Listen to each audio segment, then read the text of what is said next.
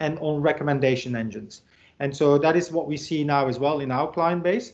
Our client base, the banking sector, in many cases, is our largest industry vertical.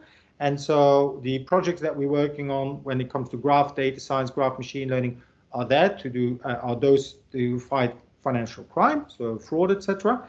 And then the other use cases are recommendation engines. So recommendation engines, we've done it for basically, we've got a few example use cases where we could show where we were allowed to disclose the client's name, but to do with media, ultimately media products, fashion, etc. Those are the we've built those kind of engines for them. So that has been the main application, if I'd say, in terms of like the projects, either fraud, financial crime, or recommendation engines.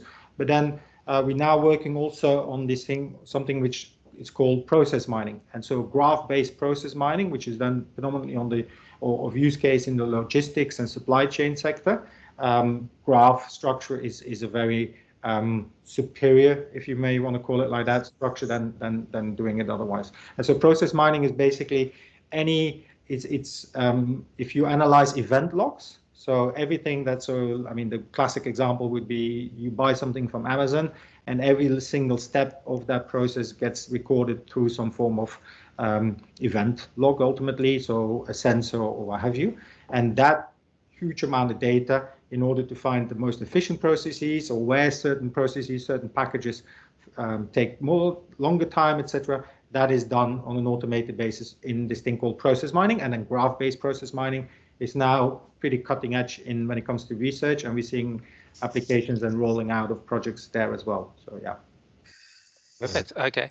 So team, we're going to start in about 1 minute, just letting everyone get onto Teams. Christoph, just on the graph process mining, is that sort of, so we're just doing a bit of a Q&A with Christoph.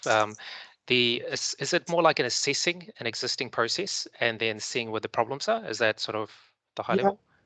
Sort of. Bottlenecks and everything? Yeah, should look at like that, but basically it's typically you analyze event logs and you say, okay, you can see which event follows another event. And so it's a huge pathfinding exercise through these event logs ultimately, and then you can see which ones somehow take longer time than another time. So it's part of that process, is also part of that workflow, is also to see to analyze why this one is taking longer than the other one. Got it. Quite powerful. If you're interested, I can send you some papers on that. So there's been a few academic projects that have analyzed that, benchmarked it, and then implemented it in Neo4j. So best validation of our technology. So if that's of interest to you. Yes, please, because I think human latency, especially after COVID, is one of the areas everyone's trying to focus on, because skill set shortage and a whole bunch of things. So yeah, like if you can send it to me and I can share it with the group too. Yeah, sure. Perfect. With that, why don't we get started? So what I'll do is, hey team, what we're going to do is just do a couple of a minute of intros just to sort of get to know Christoph and Neo4j. I'll sort of kick off that. So welcome to New Zealand Data Ops Meetup. I have the pleasure of hosting Christoph Nies from London. So he's actually in Australia right now, enjoying Sydney in great weather, no rain this week. With Harit. Harit is from Neo4j too, as a partner manager. What the plan of attack today, it is going to be an hour and a half session, and it is going to be a bit more technical and deep dive into the technology and the use cases. So, and I think that's been the feedback from the audience, is we wanted more technology and more of a deeper dive into solutions. Now, with that, I'm not going to take too much time. I'm going to do a quick intro for Christoph and then hand it over to him to sort of get started. A couple of things, hygiene things. We are recording the session. This recording the recording will be uploaded to our YouTube website in the next coming days. It won't be done straight away. And Christoph, I'm assuming we can share this PowerPoint presentation. You can share this with me and I can share this with the audience. I will definitely do that. Absolutely. Yeah. Perfect. So to kickstart it, Christoph. So Christoph is a graph data scientist. So he's part of field engineering within Neo4j. Now, just a couple of seconds on Neo4j, cool name, but you're probably trying to figure out what it is. So Neo4j is a GraphDB company. They're sort of the leaders or the innovators in the space itself. And so Christoph works for them. And today he's going to be talking about Graph as a whole with the Neo4j slant on it too. Now, he pretty much advises and consults and is quite technical in the delivery of GraphDB for customers. He is currently pursuing a PhD in graph machine learning at the University of London. He holds a Master's in Science and Mathematics and Data Science at the University of London. And quite interesting. So prior to this, 20 years career, he was a career in fixed income sales. I'm trying to figure out what that means, and trading at investment banks in London. So I guess the great thing about Christoph is bringing experience to the table, not straight to technology. So with that, I'm going to hand it over to you. Maybe you can just kickstart with what does fixed income sales and trading means? So that means bonds. So anything which basically to do with interest rates. So fixed income is to do bonds, loans, etc. And so we all know shares of companies, and companies also issue loans and bonds, and governments issue bonds. And so I was on the interest rate derivative side, so on the sales and the trading aspect for 15 years in banking with a bunch of the investment banks, and then I set up my own fund. But then I had an epiphany and I saw where the future lay, and the future is clearly in machine learning and data science. And so, yeah, that's my background. But anything to do with interest rates is ultimately fixed income and credit. Awesome. Thank you. Good. So, yeah. So, Harry, do you want to have a quick word of introduction before I pick it up? Oh, you're mute. Hey, thanks, Christoph. Hi, hi everyone. I'm Harith Aiplani. I'm the partner manager at Neo4j, taking care of partners and relationships for Australia and New Zealand, and very glad and excited to bring this session to all our user base here, and looking forward to building synergies and more of open sessions like this in forward. And thanks, Christoph. Thanks for joining us all the way from London. You've come here to Sydney. Next time, hopefully, we'll definitely have you live in there in New Zealand. So looking forward to this session. Over to you, Christoph. Thank you. Yeah, thank you very much, Harith. And so thank you guys. Thanks everyone for taking the time to hear what basically the wonderful world of graphs and graph data science has to offer. I'll give a quick overview of what we're going to try to cover today. It's quite a bit of material, but feel free to interrupt at any given point. Just raise your hand, put a question in chat. If someone can, I can't really monitor the chat, but if someone can highlight or can point it out, Harith, perhaps you can, if you can mention it, that there's questions in chat. So what we're going to try and cover is the following. So we're going to have a quick 1 minute overview of what and who Neo4j is. Then we'll go into why graphs and why a graph database, and then in the context of a relational database. And then we'll jump into, excuse me, into pretty much the technical matter of graph data science. And when I say graph data science for the purposes of today, graph data science, graph machine learning, graph neural networks, we're just going to treat it as equivalent. And so we'll give, when it comes to the graph data science aspect, so that will be the bulk of the talk of today, we'll go into the academic background, gives you a bit of the context, the history. I think that is important because then it allows you to sort of like frame the future to some extent as well. Then we'll see also the scalability of these models, etc. We'll try and show very quickly the performance of these neural networks and graph neural network models. And then we'll go into a deep dive into basically what the Neo4j Graph Data Science library can do.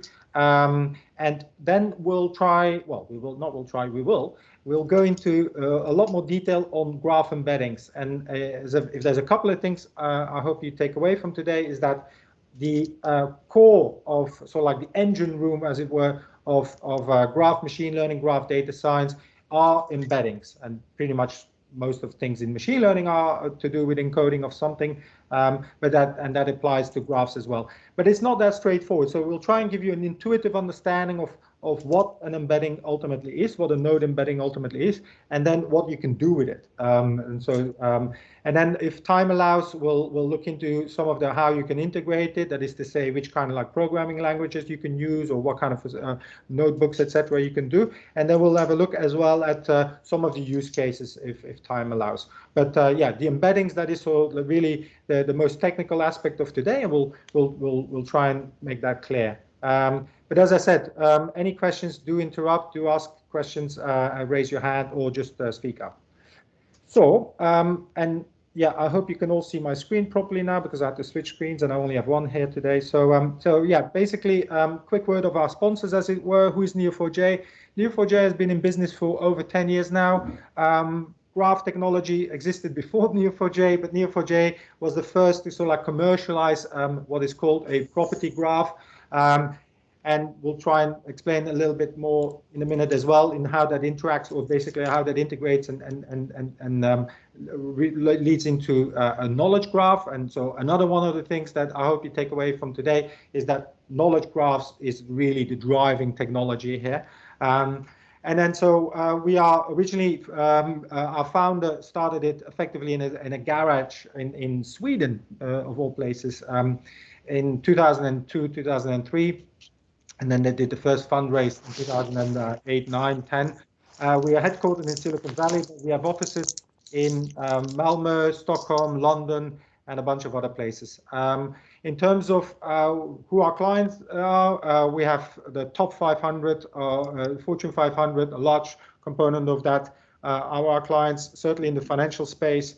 We are lucky enough to count a lot of the top financial firms as our clients.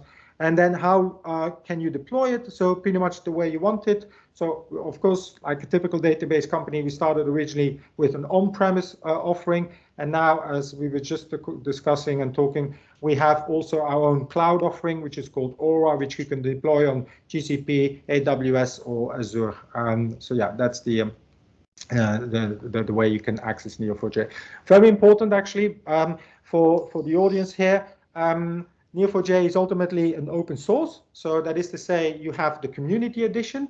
What we are pretty proud of is that a lot of research, academic research, uses Neo4j. If you do a bit of we can send them to you, but a lot of papers are using Neo4j to in the biomedical space, in the COVID space, the Panama papers, etc. So feel free to, well, not only feel free, if you go on our website, you'll be able to download the community edition that allows you to play around with. Another thing is, and hopefully later on we can touch upon that, if you want to get your hands dirty a little bit, I would point you towards our free Graph Academy. So that is a self-paced course that allows you to learn on Neo4j. And then what you'll find on that website as well, this will be a link towards what's called Sandbox. And so the Sandbox is a cloud-based offering that has where you can upload your own data, play around with the database and the query language, also with the data science algorithms.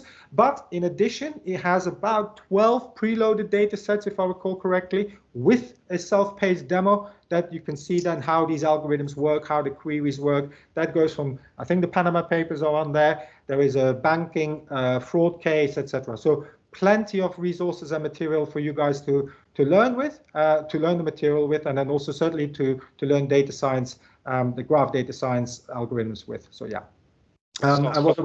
Yeah. Sorry, I was going to jump in. Some people can't see your presentation. Do you mind just stop presenting and represent, and that usually resolves it? Let me.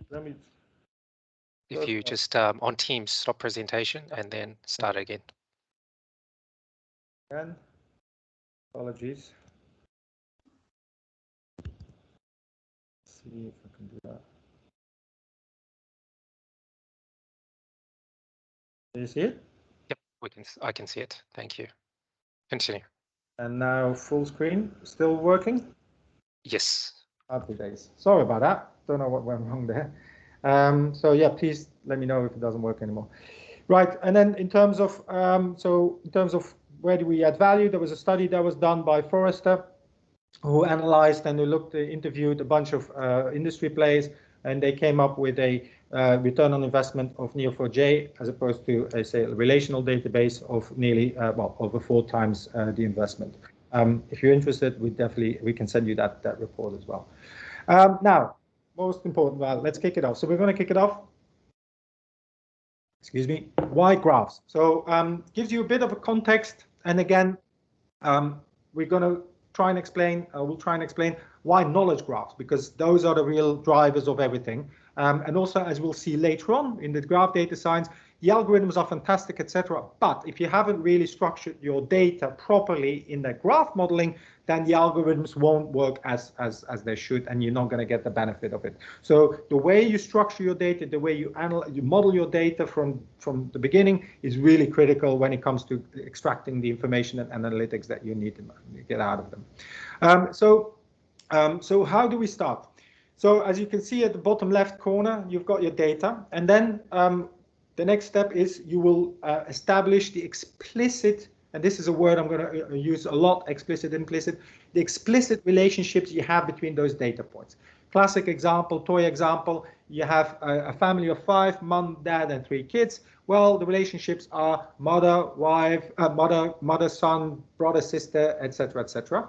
And so that is now your graph that is established. So we go from the individual members of a family with the, then you establish the explicit relationships between them. And then that is then ultimately already starting to build a knowledge graph. Why? With a knowledge graph, so you have the entities, the relationships between them, and then the semantics. And what do we mean with semantics? There's ultimately 2 core constituents of the semantics. That is, you name the relationship between those entities. So that could be mother, dad, sister, brother, etc. And then the other component of a knowledge graph and the semantics is that you can attach a property to each node. So the node are the family members. So the mother, the dad, etc. are the nodes. The relationship is, of course, what they are for each other. And then the property is the their age, their gender, etc. That is something you can attach to that graph as well, to that node as well. So you now have the nodes, the edges or the relationships between those nodes, and then specific information or features, that word will come back often as well, features for each of those nodes. And now you've got your knowledge graph. So what you've done now, you've established those explicit relationships. But this is where now the fun starts, because once you have your explicit relationships, you can infer the implicit. Relationship. And so this is an example that we have here. Toy example, we have 2 users, and we have their sort of like surfing behavior on the websites. But what do we notice? These 2 users, they're sharing an IP location. Okay, so that is something that is now that we can now make explicit. So we can see, okay, these users share an IP location, so implicitly they're probably the same, and we can then establish that sameness and make that same basically that implicit relationship explicit by automatically, effectively establishing that connection. So that is the power of what ultimately a graph can do, and then the query language allows you to establish a rule that makes that relationship explicit. So now you have established a relationship, an edge between those 2 users. And this is a toy example. That then brings up the question from like, okay, well, we can obviously see that. We can write a query. We can write a rule where that we let the query language search for these shared nodes and then have the relationship established. That's great. But we can do even more. And that's where the data science aspects comes into play.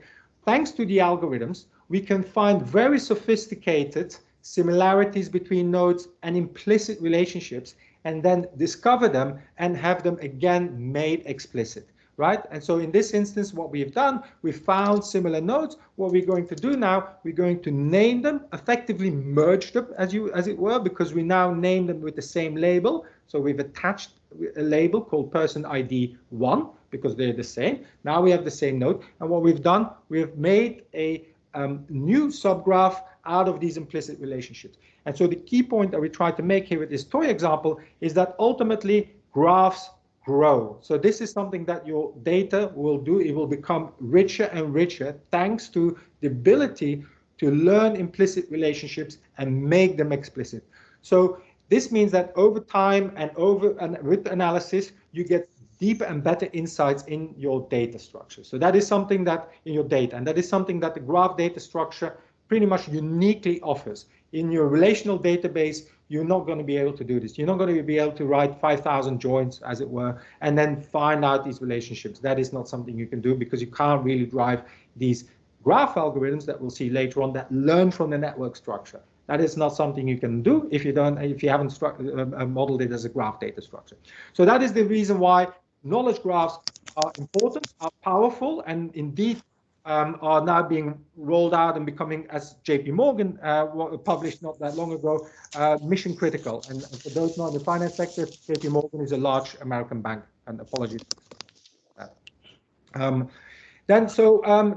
Hi, we have a question from audience. Julian, I think you have raised your hand. Sure. Hey, question on that point of making these implicit relationships explicit. Yeah.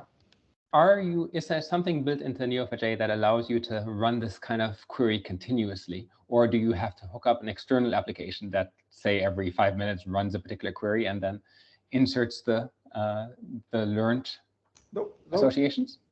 No, so basically that can all be done through, and I should have explained it, through the specific query language that is an integral part of the graph database and the Neo4j.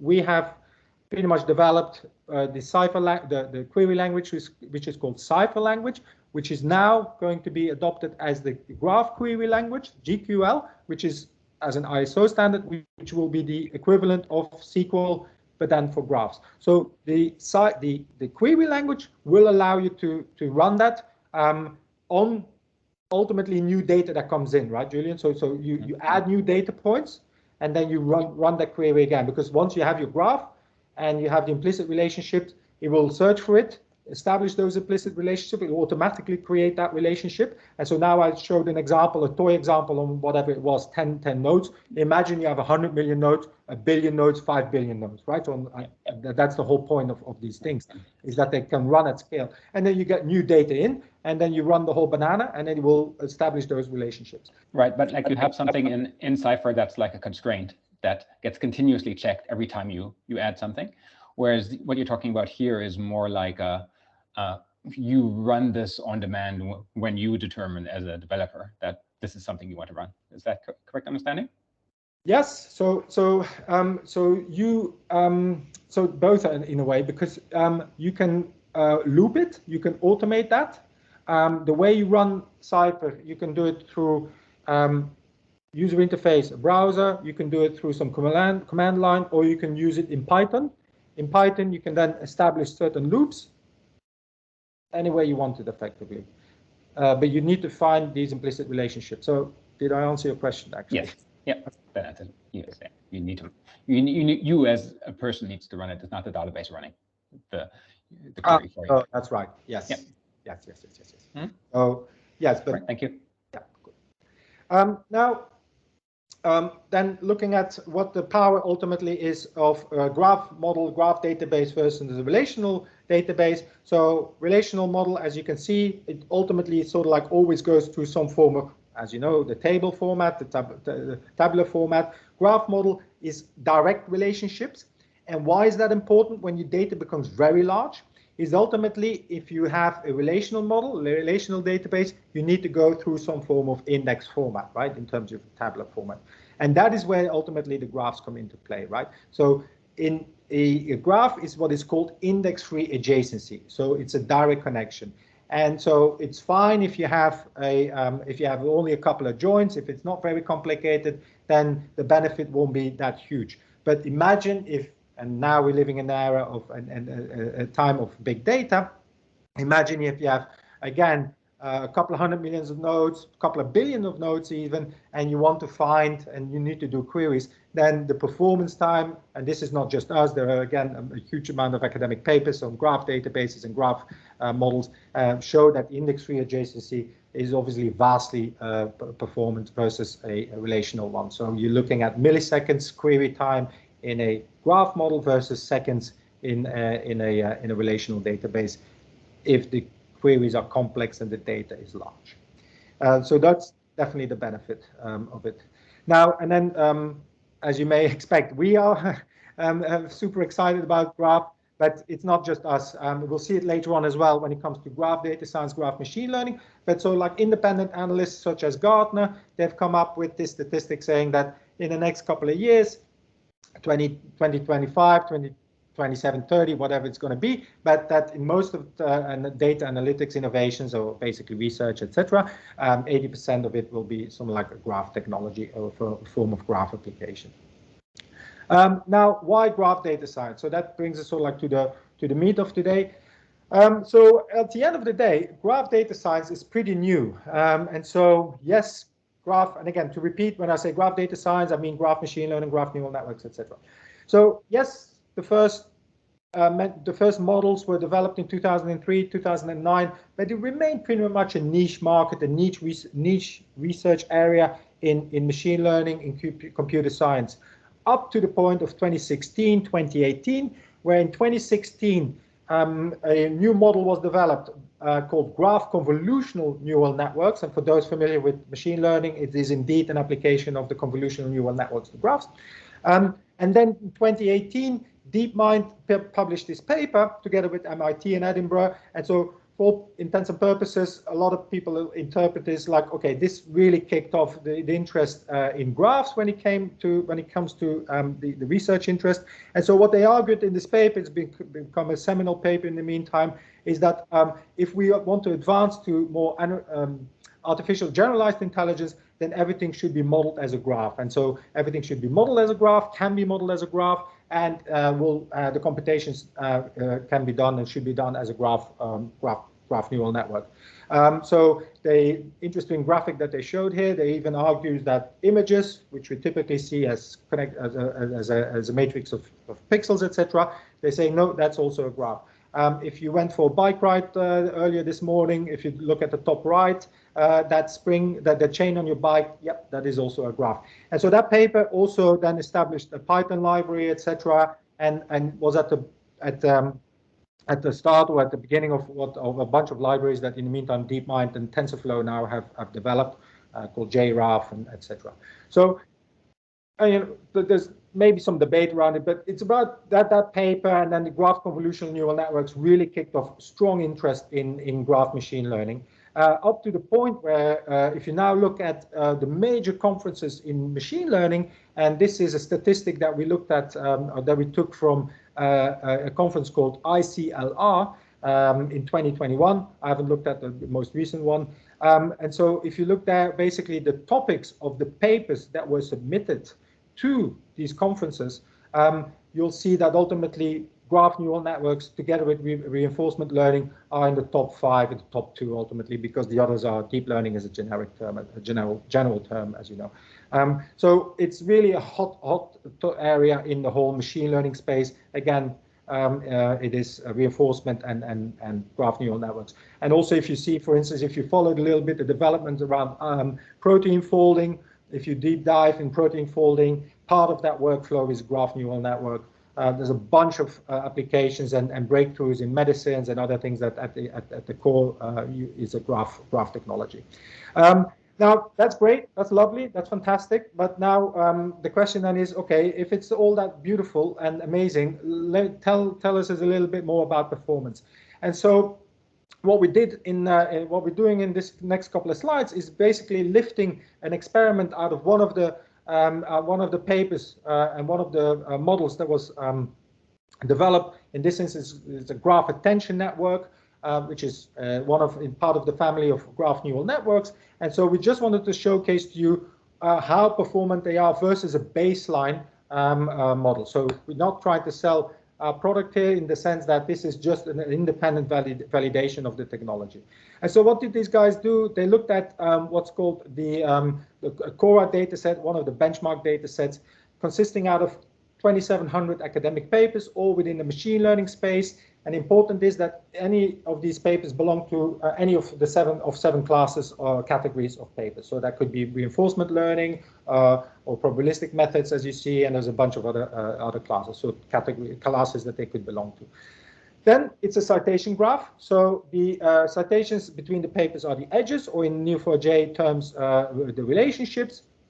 And then important, and that's something that will come back later on, what these guys did, they managed to basically represent the text of a paper as a feature vector, so as a vector of length 1433. It's a 0 to 1 bag of words. For those who are interested, we can talk about it later on.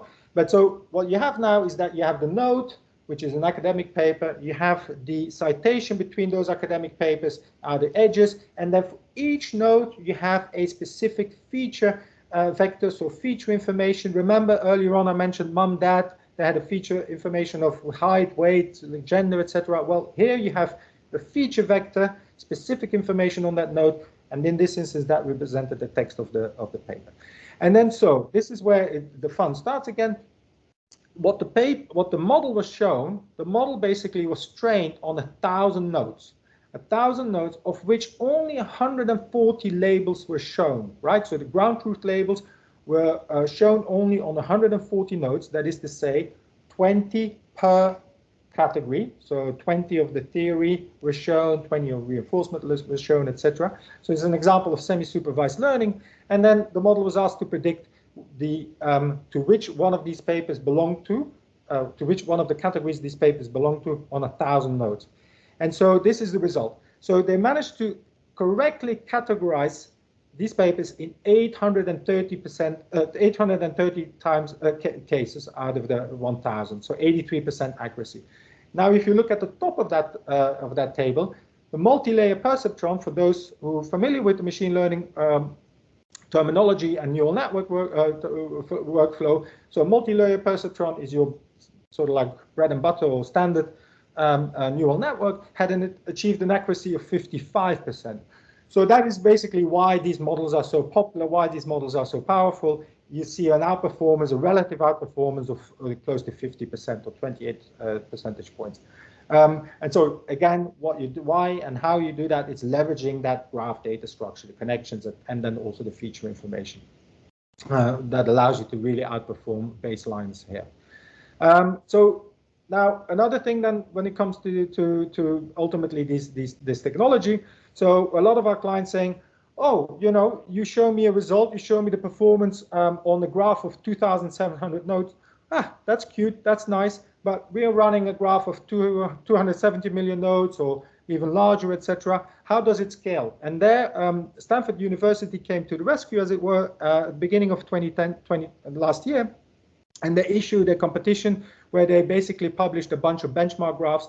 And the largest benchmark graph was one of 244 million nodes. And then they said it was a competition, and they invited competitors from teams to do a node classification, and it was a team of Baidu that won this competition with an accuracy of 75%. So the point they're trying to make is that these things indeed scale as well, right? So they are so it's not just a lab-based nice exercise. It is scalable, and so it's no surprise then that if you have strong research interest, good performance, scalability, that will see a large pickup by industry players as well. And so what we could find is that one of the largest ones that have gone really all out, or all in rather, all in terms of graph technology is Alibaba. A while ago, I picked up this presentation from a presentation that they did, a lecture that they did at MIT, and they said that basically the recommendation engine, according to them, for the whole Alibaba website is driven by knowledge graphs and graph embeddings. Okay, so that's a powerful one. In the meantime, AWS has, or Amazon rather, has published a note, a paper showcasing how graph neural networks are applied within Amazon, and there's a bunch of other other companies as well. There's Uber Eats, there's Airbnb. Many are now being quite vocal about it in the finance sector. If you're interested, as I think mentioned earlier, JP Morgan has been the most vocal about it, and they've published a set of papers showcasing how knowledge graphs and all kinds of other machine learning graph neural networks are being applied, etc. So if you're interested, let me know and I'll send you those papers. So I'm going a little bit quick, I know, because of the interest of time, but any questions before I move on to the next topic? Hi, me again. Hi. I have a question. Obviously, there's lots of great interest in graph neural networks. How does this apply to Neo4j specifically? Because I wouldn't imagine, like when training a CNN network, that you would hook it up to a Neo4j database for your training data, or am I mistaken? And you actually can do that, and that's useful. Or maybe you're going to talk about this. Well, no, I thank you very much, because that's a perfect segue into what we're going to talk about now. So thank you. Yeah. So I'll try and explain. I do think we are. So I'll already sort of like tell you something. So basically, I already lived a surprise. So yes, we do graph embeddings, and so in terms of the neural networks, we have that in the library. And so let me explain. Let me show you that, then it will become clearer. So what we offer uniquely, in my opinion, having worked with a lot of the packages, etc., is that it's fully integrated with the database. And so that is an important element, because so our database, the way we build our business, is ultimately all about scalability. And so that same approach has now been applied to the Graph Data Science library. And so it's entirely integrates with the database in a rather clever way, which we'll see later on, which is about the in-memory projection of the graph, which we'll see. And the benefit of that is that you can then run these algorithms, run the models at huge scale ultimately, and that is unique. So it's scalability. In addition, what the other benefit of our graph data science is the simplicity. So that is to say, the syntax of calling any of the algorithms and any of the models is ultimately the same syntax as the Cypher query language, or the graph query language. And so once you get a little bit familiar with the graph query language, then calling any of the algorithms, doing any form of the analysis, and again, remember, trying to uncover the implicit relationships, is very much a very simple workflow. And so it's really that simplicity, some say the low-code aspect of running the quite advanced algorithms, that is one of the benefits here.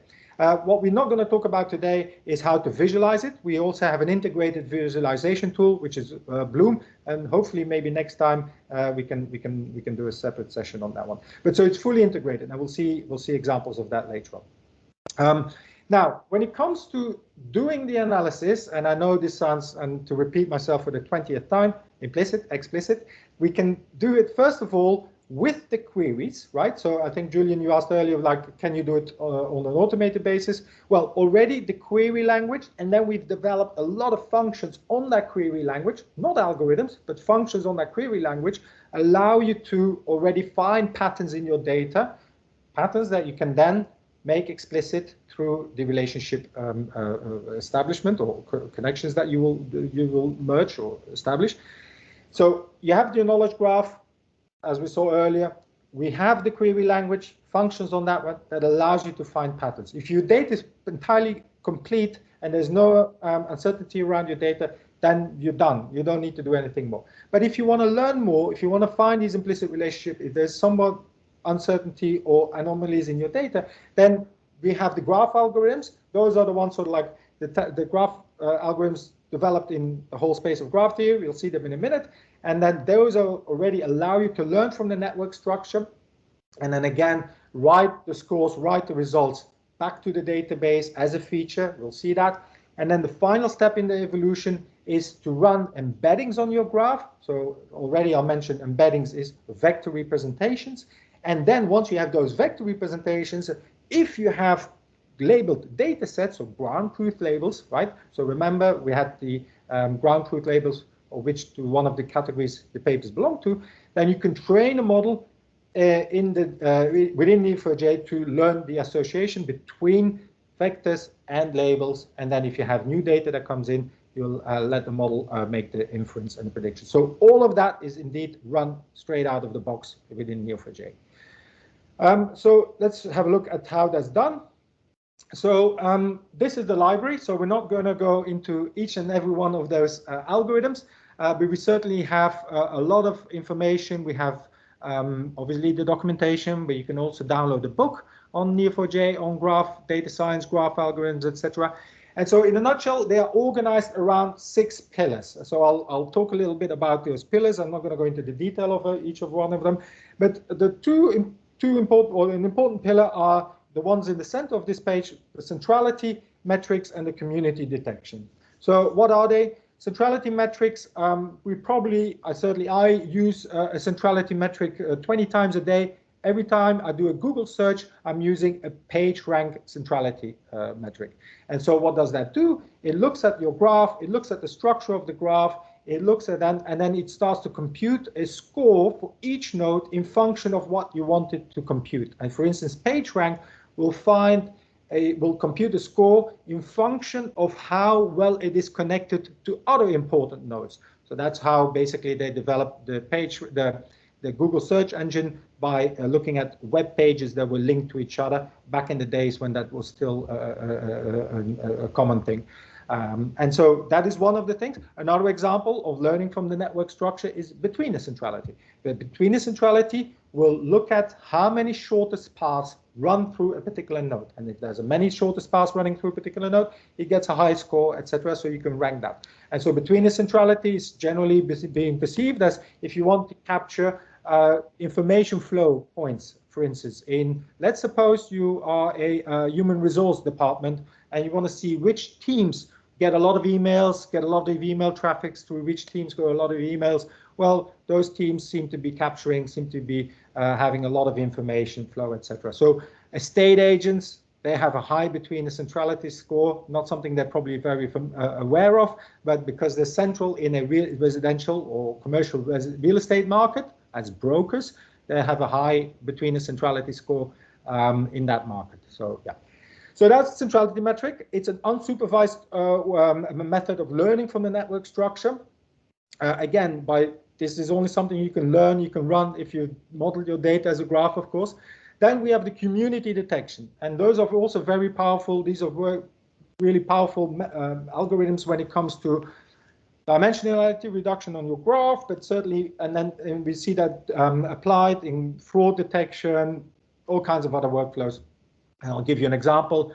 A very well-known and tried and tested algorithm is the Louvain modularity. And what does that do? It scans your graph, it looks at your graph, and then it looks at if there are nodes, densely connected nodes, so nodes with a lot of in and out edges. And if those connections are more than what a random network would have, a random network distributed nodes, then it starts to collect those nodes in a community. So it's a hierarchical algorithm. It starts gradually collect those nodes into a community. So again, you can then find, for instance, customer profiles. You can model your graph, customers that have bought, co-purchases, etc. You can create customer profiles, communities, etc., and then you can do targeted advertising and so forth. Then what the next step in the next pillar rather in terms of the analytics is the embeddings, as I mentioned. And so we'll do a test drive later on. We'll do a demo. We'll go into the details of it. But what it does is ultimately a vector representation, as I mentioned earlier. So your node will now be represented as a vector, so a list of numbers. And then once you have that list of numbers, there's a couple of things you can do. Now you have this list of numbers. It's very easy to compare those vectors. So you want to see what the similarity is between those two vectors. And to run that workflow, we have a bunch of similarity algorithms. We have the Jacquard metric. We have a k nearest neighbor, etc., that analyzes these kind of things.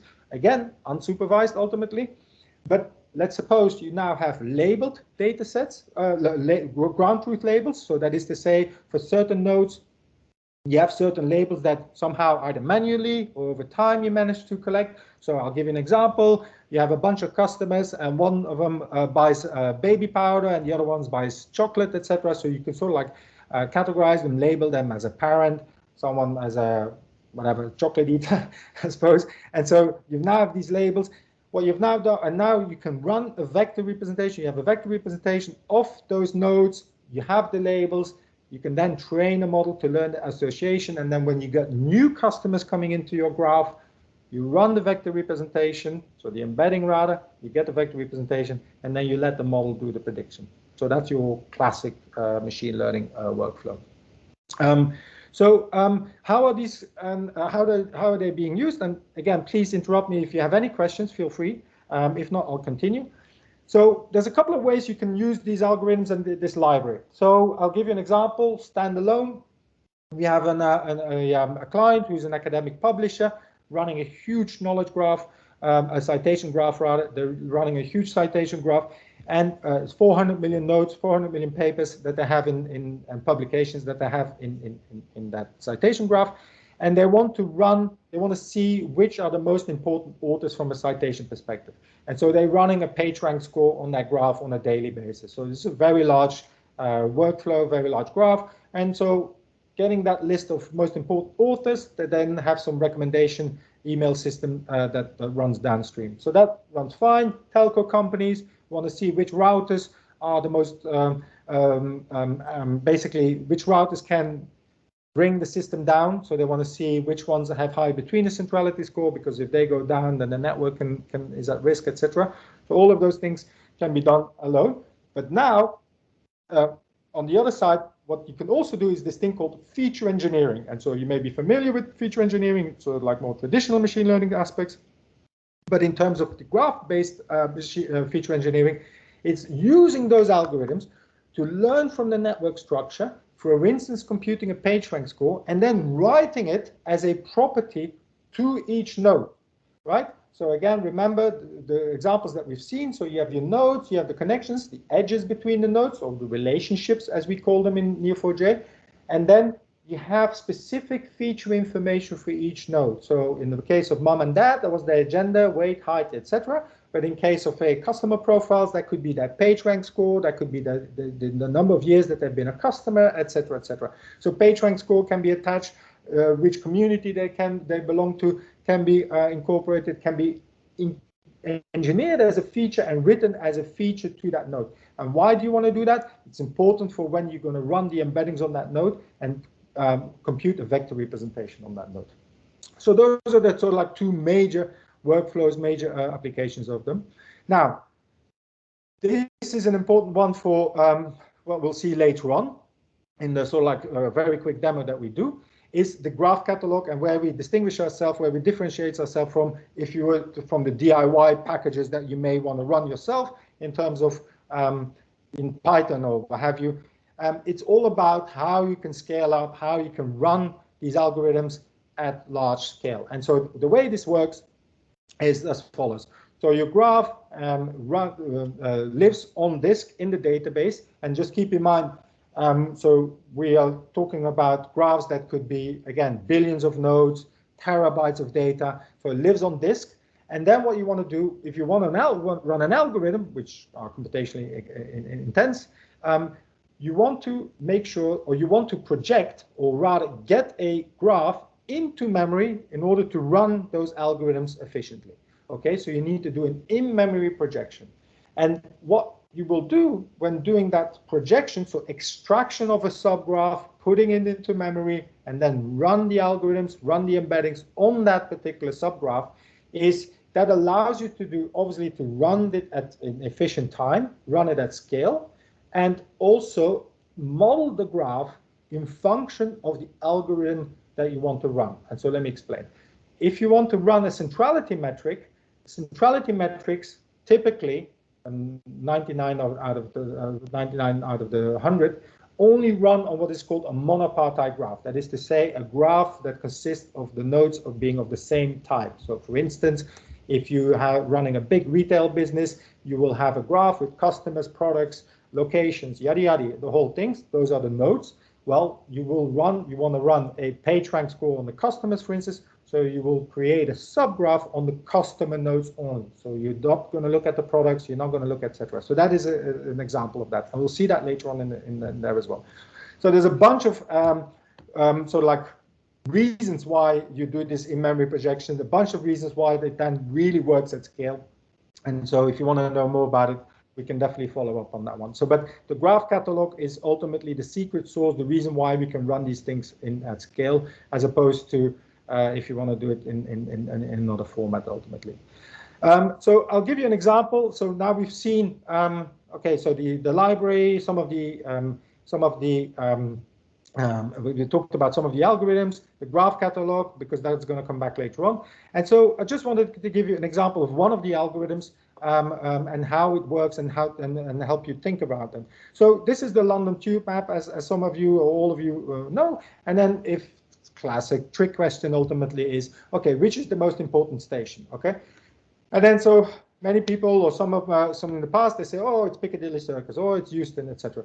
But that's not really, that's sort of like missing the point a little bit, because really what it comes down to, what these graph algorithms, what this graph data structure allows you to do, is to really measure what is important that you want to measure, right? So maybe you want to measure the most central station in terms of the least hops from other stations. Well, yeah, then you're going to look at some form of distance measure, okay? But maybe you want to see which station is the one that has the most connections running through it, or remember, shortest paths running through it, because if that goes down, if there's a fire at the station, heaven forbid, or something else, then it may really block up the whole network, right? So if you and so that is maybe something you want to measure, and that is ultimately what this between the centrality score does. It measures these shortest paths that run through a particular node. And if all is well, I have an example of that graph. No, I don't. Yes, I do. So this is an example of what, for instance, a between the centrality score will measure.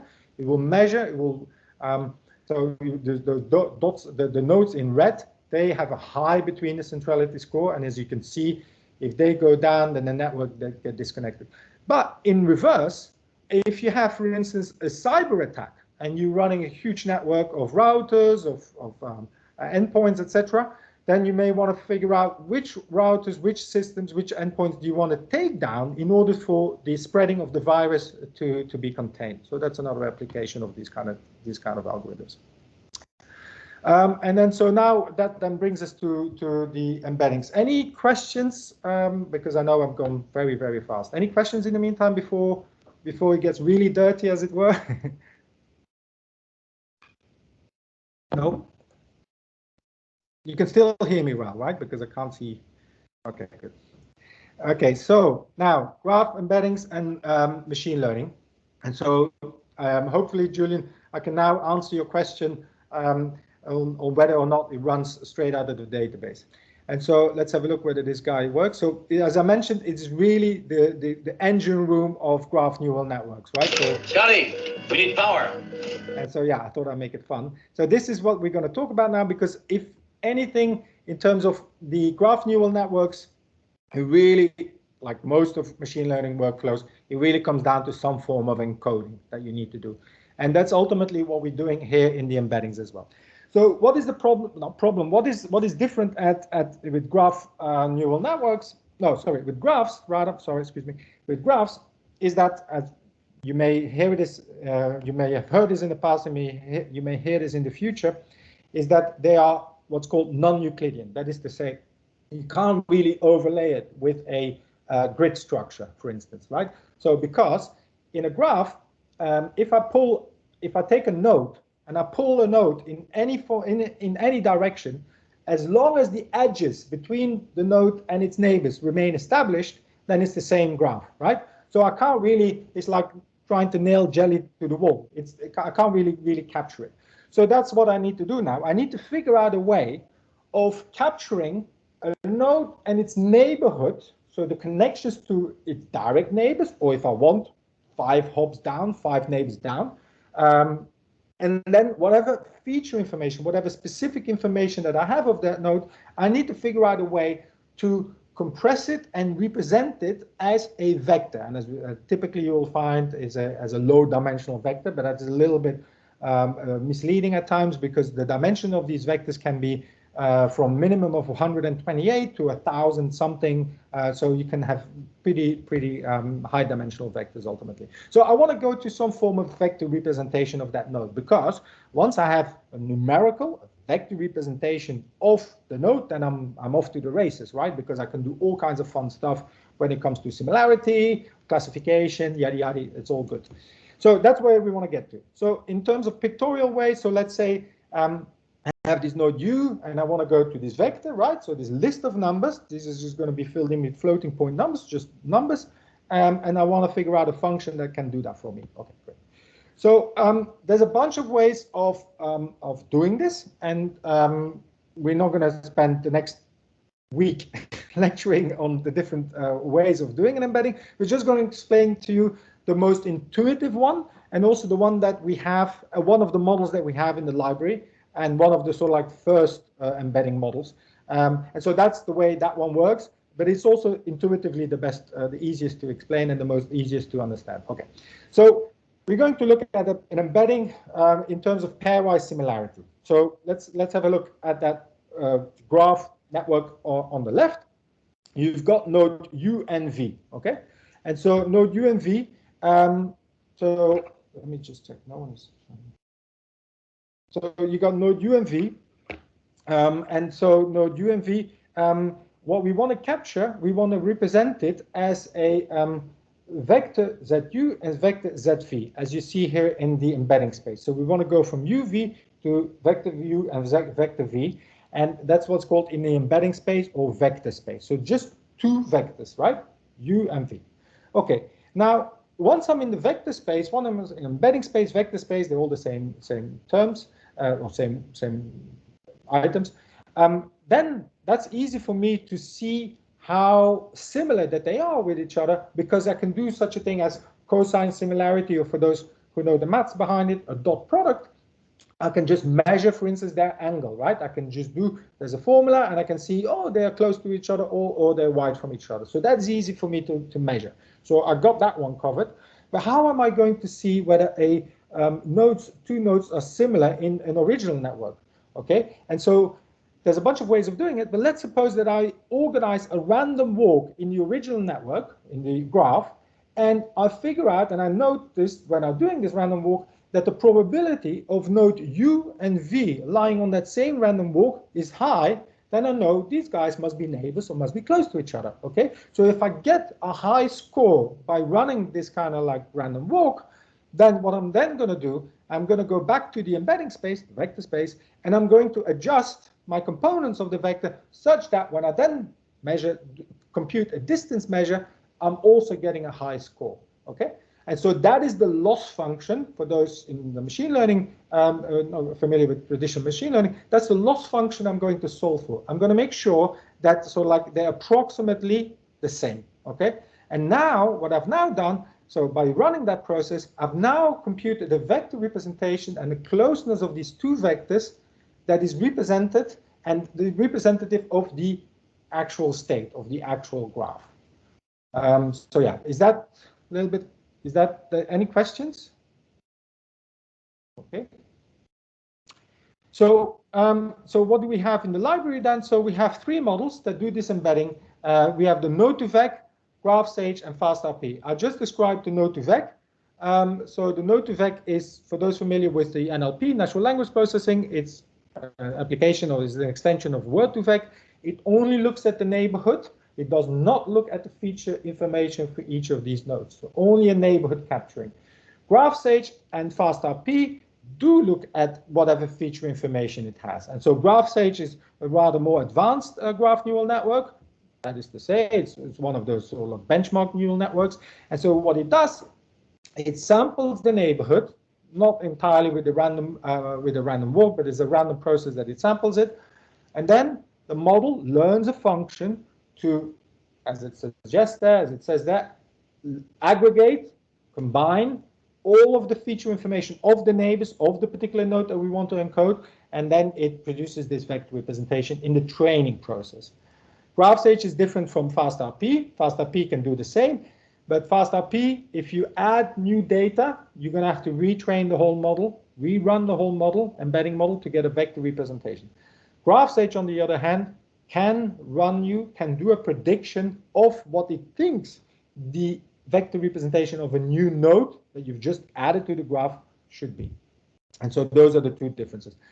The GraphSage, when it comes to really large graphs, more than 1 million nodes, well, not really large graphs, but when your graph becomes more than 1 million nodes, you have some, it becomes quite difficult. Well, it takes a lot of compute resources to run. FastRP, on the other hand, not. There you can run it on 100 million in less than 2 minutes, etc. So those are the major differences. Any questions before I go into a test drive? No. Julian, does that answer your question a little bit? Whether or not we can run it from the database? Yeah, it does.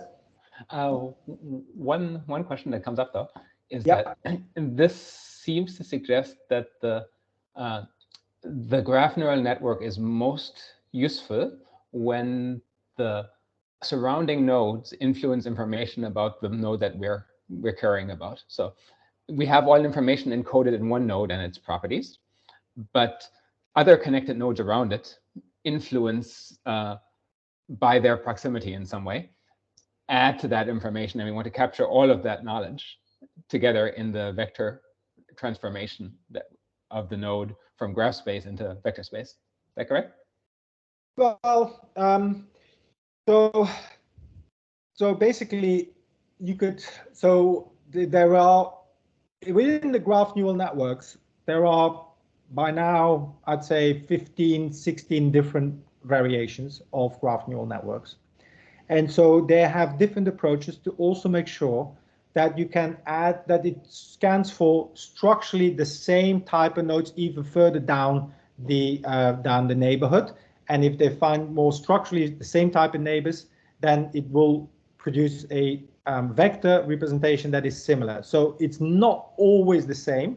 So it depends really on the model. So yes is the answer, because it's sort of like the answer to your question, because yes, it looks at the neighborhood, but you can expand that neighborhood, and then even if it's 2-3 hops down, you find a node that is structurally very much the same as the node that you're trying to encode, or as the node that you're looking at, it will construct as a similar vector representation. So the models can be quite more nuanced, is what I want to say. So for instance, the graph attention network, so it works with an attention mechanism, and so it filters out a bit more. Does that answer the question? Yeah, I think I'll have a follow-up question about how you do a specific, but I'll save that for the final QA. Okay, cool.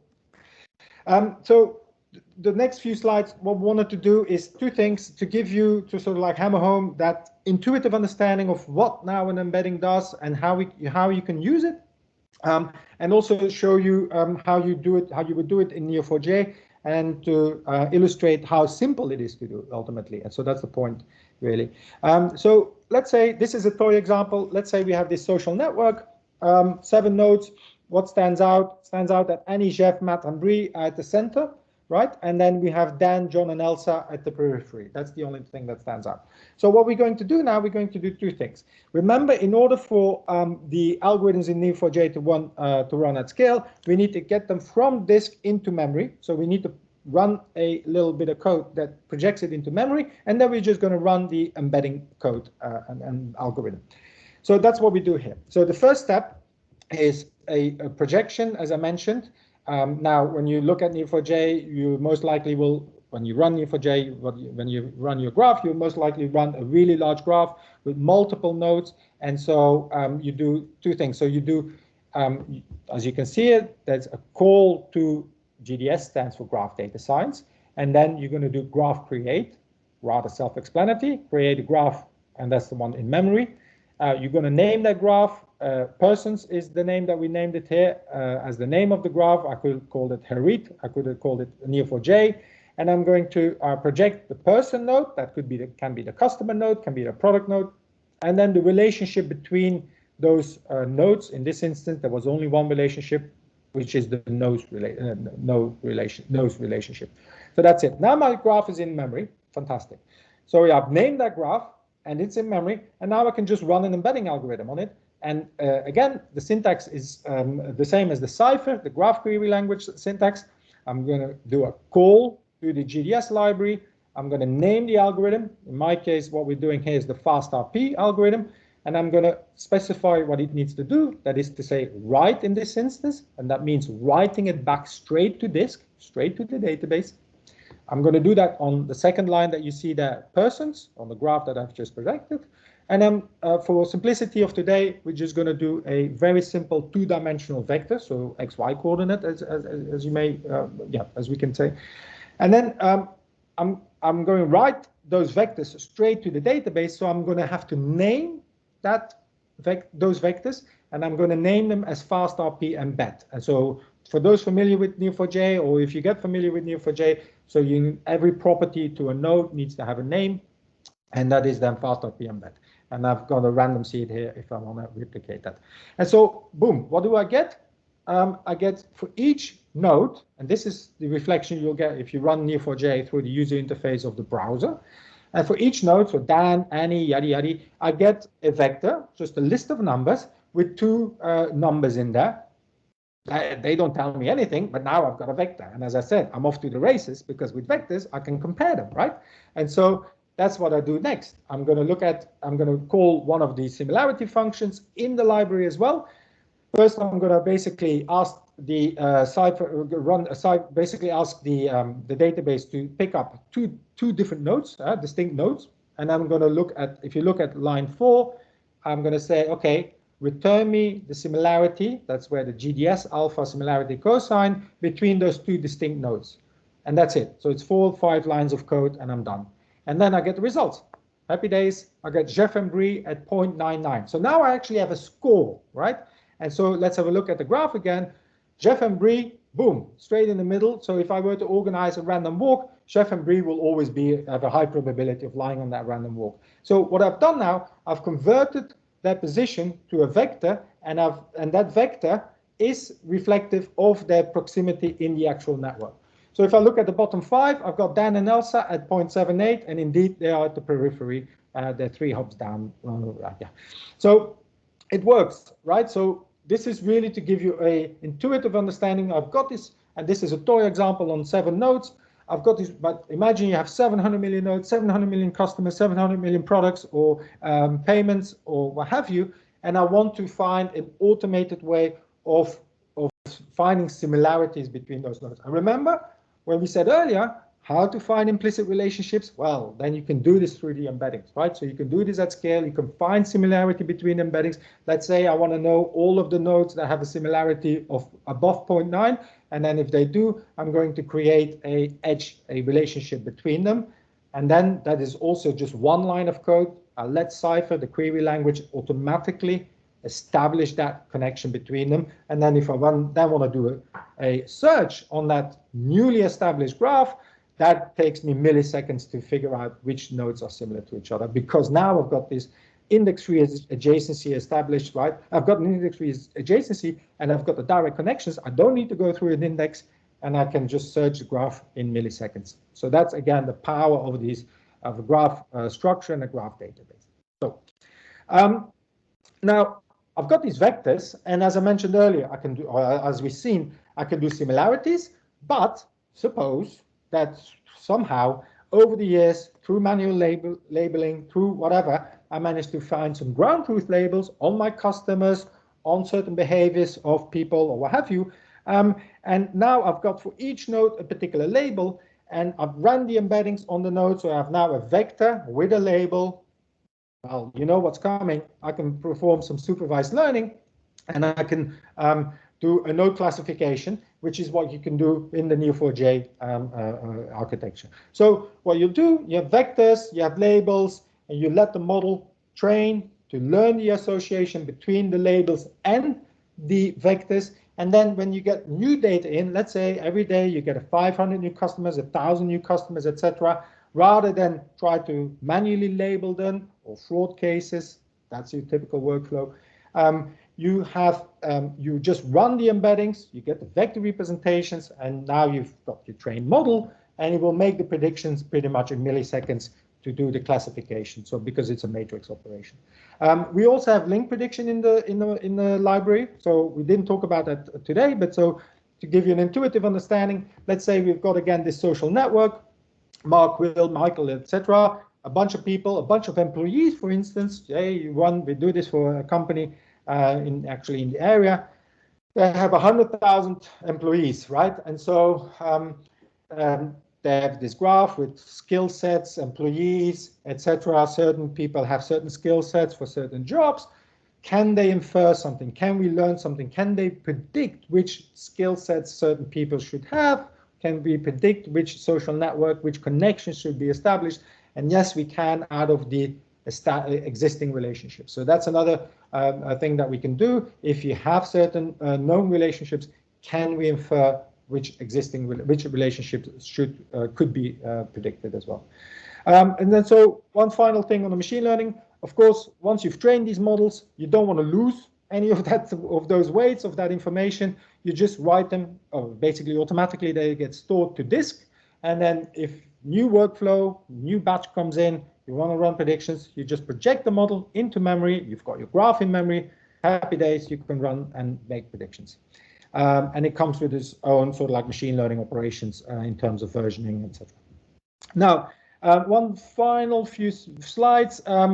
So what we've talked about is pretty much the technology in terms of Neo4j, what you can do. Now the question is how to run this, and then specifically for the data scientists and the data science workflow, that's most of the time done in Python, and so we have connectors with Python connectors. So the beauty about that one is that you can actually run all of this workflow. So the example that we just showed about, like, projecting the graph, running the FastMP embedding straight out of your comfortable environment of whether it be a Jupyter notebook, let it be what we've done here as an example, a Colab, let it be your IDE.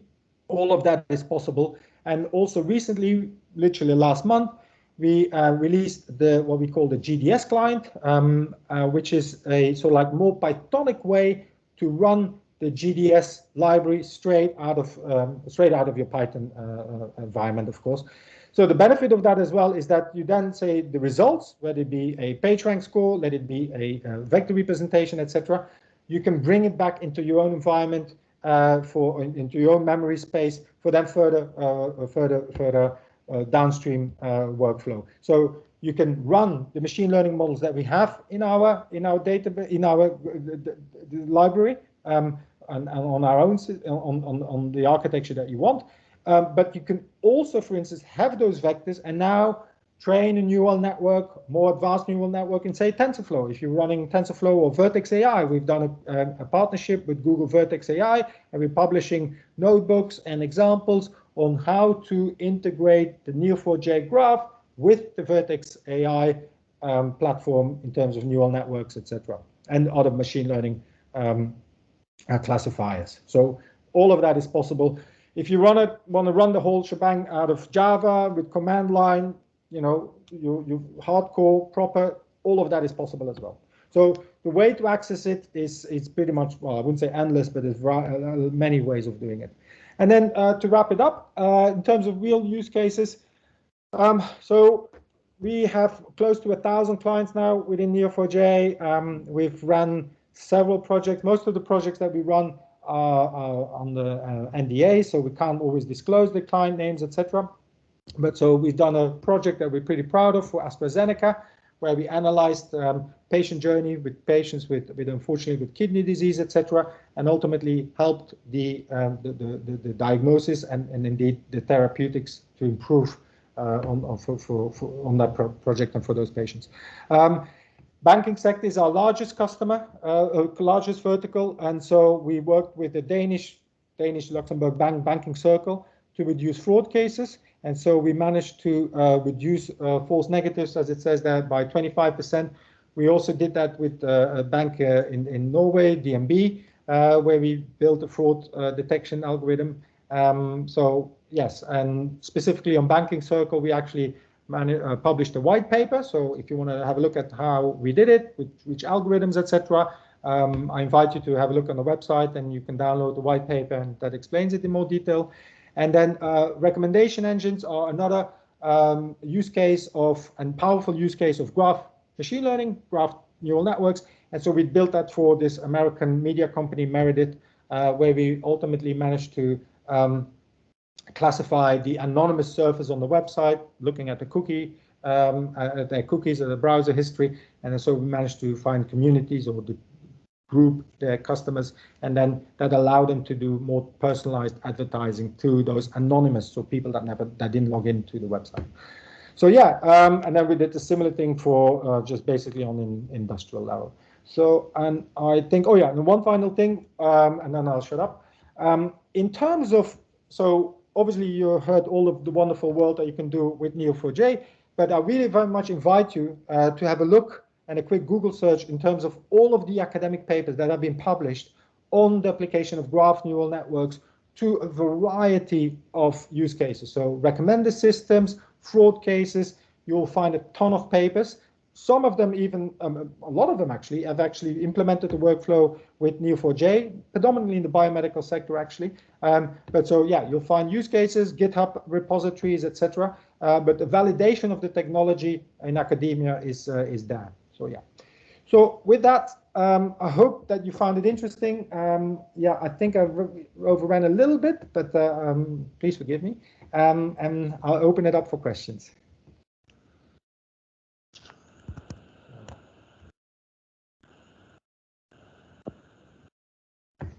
Right. Julian, do you have a question? Yeah, sure. I have another question. I'll let some other people ask questions though too. When you were showing the graph projection query, where you're creating your in-memory graph, yeah. You one issue I found with Neo4j is that when as soon as you're matching multiple different types of nodes, you're essentially, what the database is doing is creating a Cartesian product of the combination of every match. Every match exponentially increases the amount of nodes you have in memory. So very quickly you can end up with just a couple of hundred nodes. You can end up in something that, if you're pairwise matching, if you're doing like 10 different matches, you end up with billions of nodes and you completely blow through your memory immediately. Yes. And how could you possibly query something that's like trillions of nodes if you end up with this exponential explosion?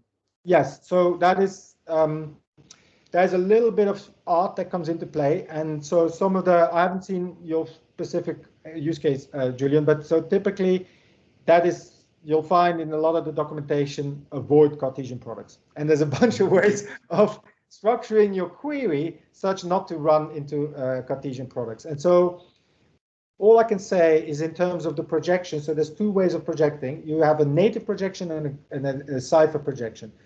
The cipher projection allows you to be much more expressive and then allows you to ultimately avoid these kind of Cartesian products.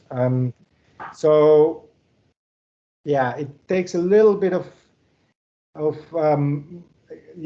practice, if that's the right word, to do that. So one thing I would suggest, we have the community page, and what I would say is, if you were to post your query and the projection that you do on the community page, and you say, oh, it's basically like your Stack Overflow. You say, oh, can anyone help me out in optimizing this query? Within 2 seconds, 2.4 seconds, someone will come and help you out, I think. So that's the only thing I would. Yeah, I know you can do the pattern comprehension kind of pipe operator trick where you follow links without creating Cartesian products, but it's usually a little bit, like you say, there's a bit of an art to it. It's a little bit non-intuitive to get there. Yeah, but Stack Overflow and community is your friend. Yeah. That's it. Okay. Yeah, good. So yeah, on that note as well, by the way, so Stack Overflow, there's now whatever 4,500, 5,000 questions on Neo4j that are being asked and posted, and there you can find tips and solutions, etc. So that's another resource that I recommend you guys. So yeah. Any other questions from the audience?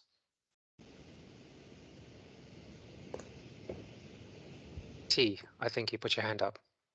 Oh, yes. I have a question about the embedding. Say if the node have a different properties, how do you embed them? So if they have different properties, so you need to, like classic one, you need to sort of like, what's the word I'm looking for again? So normalize them, but they have to be the same, obviously, right? Because you can't really, you have to normalize them or you have to pad them. If they are sort of like not the same length, but you can't compare apples and pears, right? If you have a property, so for instance, remember the example that I showed where they had them in the paper where they had the vector representation of the text.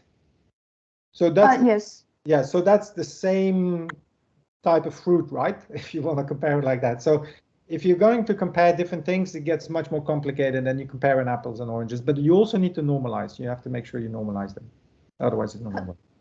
So is it the best practice is just to deal with data just with just one type of property, not mixed up with different ones. No, you can. No, you can add different type of properties, different features, but you just have to make sure that all the nodes have the same types of properties, right? So you can make sure that that each node has an age property, a height property, a weight property, etc. But you can't say one node has age, weight, height, and the other one has between the centrality score, page ranks. So you see, you can't add those kind of different things. Right. Or when you say the same type of properties, and in the when you embed it in the vector space, how they kind of represent the Yeah, so it's, yeah, that's a little bit more involved. So it still works as a distance measure. So okay. It captures that specific information, and then it adds it up and aggregates it and computes a distance measure. So, but I see. Yeah. So probably it's like user need to predefine how you want to how to say assign number to these different properties. Is it how they work? Say that again. Can you repeat? And I'm sorry. Say you have in your example the node, say have like height, weight, all those things. They are discrete properties, and so it's upon the user to kind of assign numerical values to the different properties. Is that correct?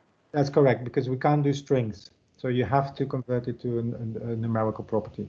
And so what you need to do, if you have a string, you need to see if we can do some form of one-hot encoding on them, which we can also do in the library. So we have a function that can convert string to a one-hot encoding type of thing. But yes, it has to be a numerical. And in order to make sure that they work well, you have to normalize them. So they have to be on a scale of 0 to 1, for instance. Right. Thank you. Welcome. And there's another question. Hello. Can you hear me? Hello? Yeah. Oh, perfect. Okay. So with GraphDB or Neo4j, how do you get started? Like if you wanted to experiment with it just to sort of validate a use case, work with a business, what's your recommendation there? Yeah, absolutely. So I think the easiest way is to go to Neo4j and type in Neo4j Sandbox. A couple of things you get there. This is a cloud-based, free-to-use development environment where you can do two things. You can upload your data. It persists for 3 days. And it's for 3 days, but you can extend it to 10 days. So if you want to just do some prototyping, it has preloaded data sets if you want to play around with it. And then that's one thing. Then the other thing is it's the free of charge community edition. You download the software and then you can run it on your own machine, upload your data, run your own data, and then it's there forever. So yeah, community edition. So Neo4j is free.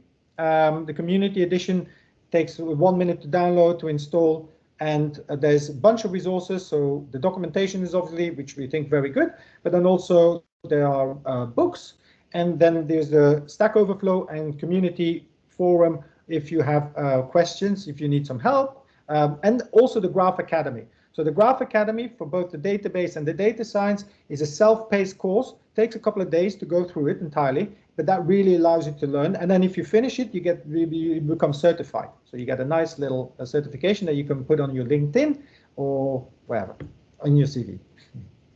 So could you send the links through for both if that's possible, and I'll share it with the community? So what I'll do, I will definitely do that. I'll also add a page in the slide deck with all of the resources. Akash. Perfect. Yeah.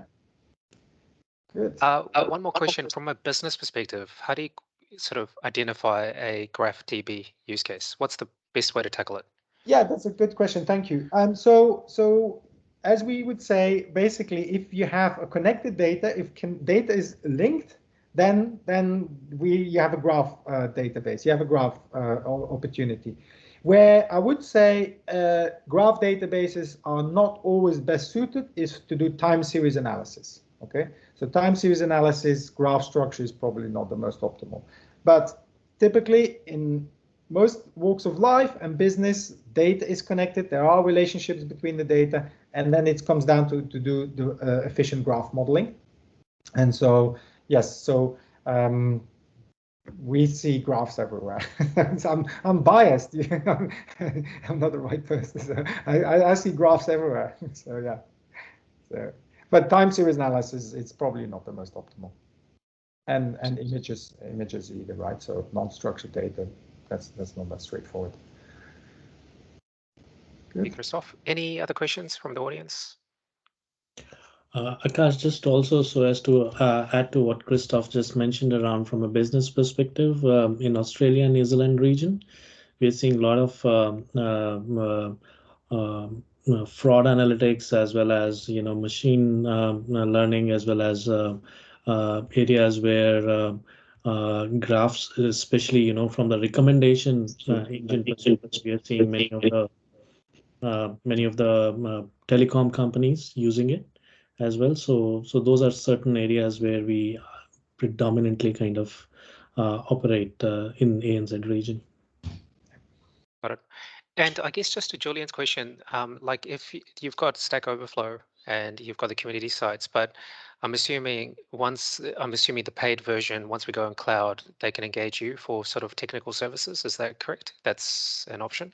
That's absolutely, that's my role ultimately. Myself and the team are there to, once we get to the enterprise level, basically to understand the client's challenge, project they want to work on, then we'll show and help them do the graph modeling, and then also help them with a proof of concept. And then once the client is on board, we have a whole team in terms of customer services, customer success team that helps them along the way ultimately. And in addition, we have a team of consultants, professional services we call them, that helps implement the project. So there's a whole range of services that we can offer at the enterprise level. Cool. So open source, I guess, the cloud version, and then there's paid services through you guys if needed. Yep. Cool. We got 1 more minute left. Any other questions from anyone?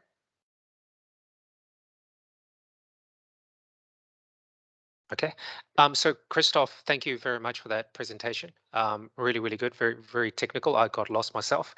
But what I'll do is next steps in the slides, the links to Sandbox, the link to the Academy, to the team. And I'm assuming in terms of if anyone has any questions, Harith, your details I could share as part of to the community just to connect with you. Is that correct? Absolutely, Akash. Much available to the team members across to the community, as well as and I'll also like to thank Data Engine yourself for helping us, create this group and reach out to the larger group.